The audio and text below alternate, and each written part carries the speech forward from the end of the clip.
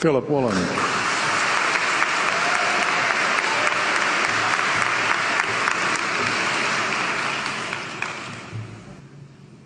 King Lear, late at night on the cliffs, asks the blind Earl of Gloucester, "How do you see the world?" And the blind man Gloucester replies, "I see it feelingly. And shouldn't we all?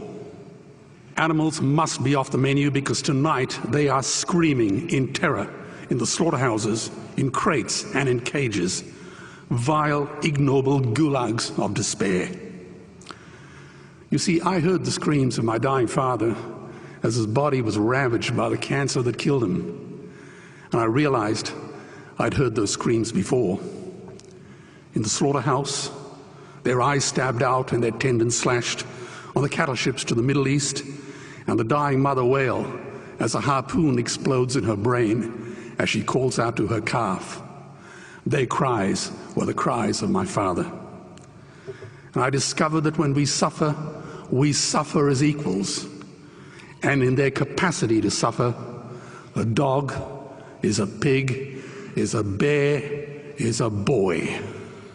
Meat today is the new asbestos, more murderous than tobacco. CO2, methane and nitrous oxide from the livestock industry are killing our oceans with acidic, hypoxic dead zones. 90% of small fish are ground up into pellets to feed to livestock. Vegetarian cows today are the world's largest ocean predators. The oceans are dying in our time. By 2048, all our fisheries will be dead, the lungs and the arteries of the earth.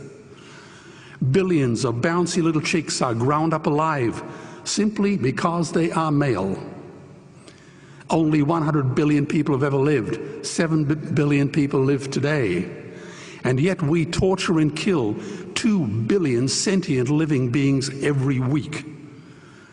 10,000 entire species are wiped out every year because of the actions of one.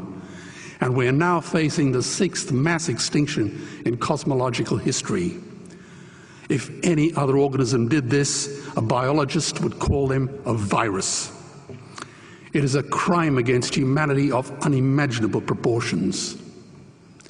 But happily, the world is changing. 10 years ago, Twitter was a bird sound. www was a stuck keyboard. Cloud was in the sky. 4G was a parking space. Google was a baby's burp. Skype was a typo. And Al-Qaeda was my plumber. Victor Hugo said, "There is nothing more powerful than an idea whose time has come." Well, animal rights today is now the greatest social justice issue since the abolition of slavery.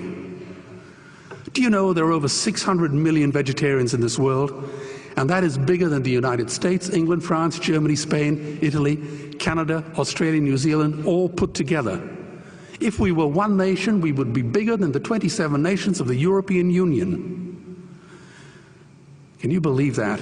And despite this massive demographic footprint, we are still drowned out by the raucous hunt and shoot and killing cartels who believe that violence is the answer when it should not even be a question. Meat kills animals, kills us, and is killing our economies.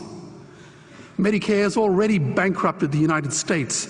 They will need $8 trillion invested in Treasury bills just to pay the interest, and they have precisely zero. They could shut down every school, Army, Navy, Air Force, Homeland Security, Marines, CIA, and FBI, and they still will not have the money to pay their doctor bills.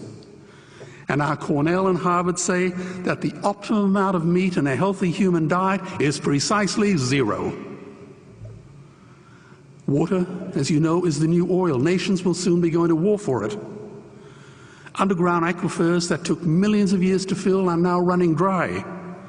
It takes 50,000 liters of precious drinking water to make 1 kilo of beef. Today, 1 billion people